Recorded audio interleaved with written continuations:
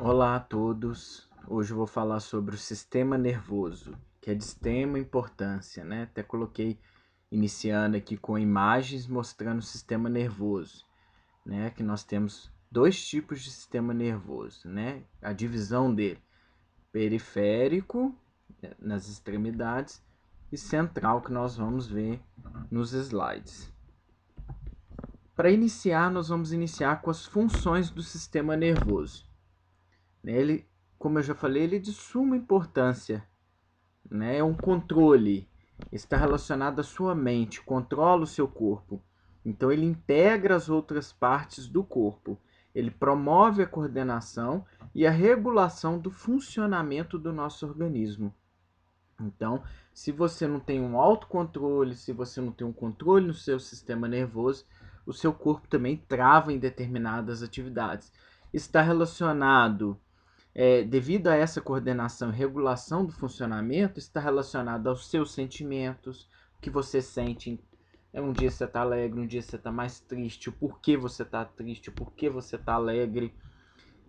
Pensamentos, em quem você está pensando, no que você está pensando, né?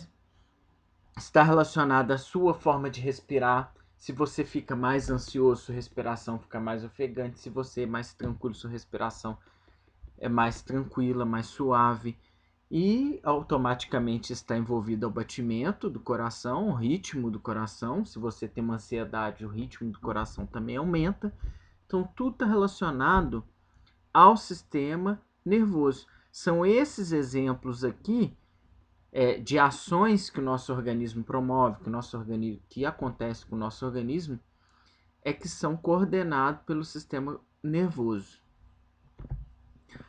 As células do sistema nervoso, elas são chamadas de neurônios.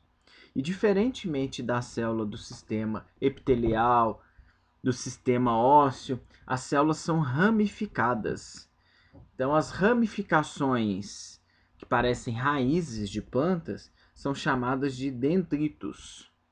Então, aqui nós temos as ramificações chamadas de dendritos, o corpo celular da célula nervosa, o núcleo, que tem a mesma função das outras células, que é divisão da célula, que é reprodução da célula. O corpo celular é como se fosse o citoplasma. É o que promove o movimento das organelas.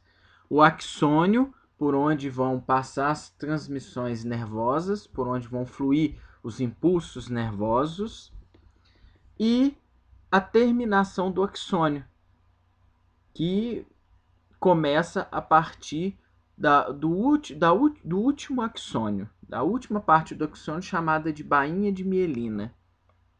Então, as terminações nervosas, aqui nessas terminações nervosas, que são terminações dos axônios, conecta-se outro corpo celular, outra parte. As células nervosas ficam conectadas dessa forma, através das terminações nervosas. Partes de um neurônio. Os dendritos recebem os impulsos nervosos. São os primeiros a receber os impulsos nervosos. As terminações do axônio, como nós vimos aqui nessa imagem, que é a parte final da célula nervosa, tem a função de transmitir os impulsos nervosos. O axônio, que é cada gominho, vamos chamar de gominho, que é cada parte do corpo aqui do prolongamento da célula nervosa, conduz os impulsos nervosos do corpo celular até as terminações. Então, conduz daqui do corpo celular até as terminações, até o final da célula. E o corpo celular, por sua vez, é onde se localiza a maioria das organelas. É o que eu falei. É semelhante ao citoplasma, por onde as organelas se movimentam, as outras organelas da célula se movimentam, se localizam.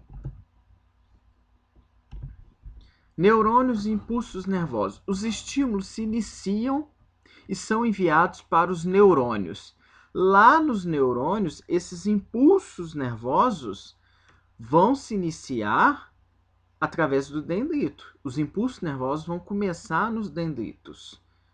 São transportados pelo corpo celular.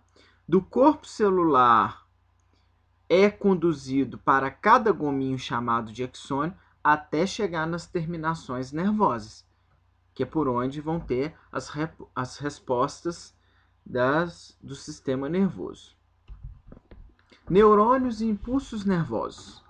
Os neurônios e impulsos nervosos, essas transmissões nervosas, acontecem com a ajuda da sinapse, que é a região em que uma terminação do axônio, localizada aqui, ó, voltamos à imagem, na terminação do axônio,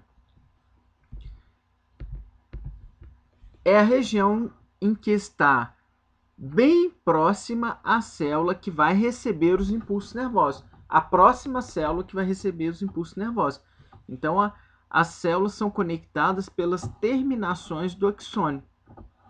A passagem do impulso nervoso de um neurônio para outra célula acontece na sinapse. Então, é na sinapse, lá na terminação nervosa.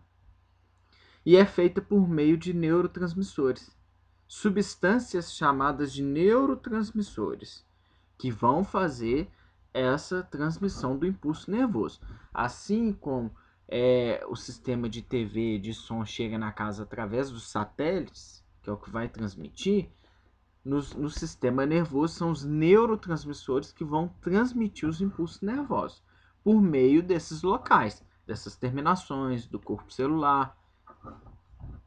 Um único neurônio pode ter sinapses com milhares de neurônios, dependendo do número de ramificações. Quanto maior o número de ramificações, maior o número de sinapses, de transmissões que vão ocorrer, tá? Que ele possui na extremidade de seu axônio. Por isso que a célula é ramificada.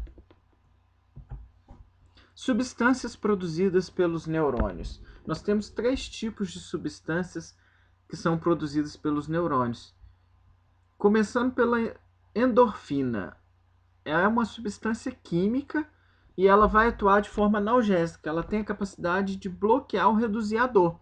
Então, por exemplo, se você cai e torce um nervo, às vezes na hora você não vai sentir tanta dor quanto depois, porque a endorfina ela vai entrar em ação. Então, ela vai bloquear essa dor nesse determinado período. Serotonina. A serotonina é uma substância que influencia na percepção sensorial, temperatura, sono, humor, apetite, entre outras. Então, ela vai influenciar nessa percepção. Então, você tem uma noção. Se você dormir pouco, você vai ficar mal-humorado, porque seu organismo não vai ter armazenado tanta energia. Vai influenciar no seu sistema nervoso dessa forma, devido a essa substância que não vai ter equilibrado, produzido da forma correta. O apetite. Se você sentir o cheiro, o odor de um alimento, vai aguçar mais ainda o seu apetite. Então, aí a gente vê que o sistema nervoso, a presença da serotonina está conectada ao sistema nervoso juntamente com os órgãos do sentido. A dopamina, relacionada às sensações de satisfação e prazer. Então, quando você come, a serotonina vem, te aguça o apetite, você come com vontade, com alegria. Aí entra em ação a dopamina, ela que te dá essa sensação de satisfação, de prazer. A hora de iniciar a alimentação, a hora da fome estar saciada, parar. E além de coordenar as atividades motoras e regular os movimentos. Então, a dopamina que vai coordenar suas atividades, o equilíbrio motor do corpo. Divisões do sistema nervoso. O sistema nervoso, então, ele é dividido em sistema nervoso central e periférico. O sistema nervoso central é formado pelos órgãos que recebem os estímulos vindos do corpo. Então, ele coordena as funções e gera os comandos. Então, o sistema nervoso central é que dá o comando. Então, ele está localizado no cérebro, no tronco encefálico, no cerebelo, essa região toda do cérebro, e na medula espinhal. Então, por isso, considerado sistema nervoso central. Ele está no centro do corpo, iniciando pelo cérebro e vai até o final da medula espinhal, dentro da coluna vertebral.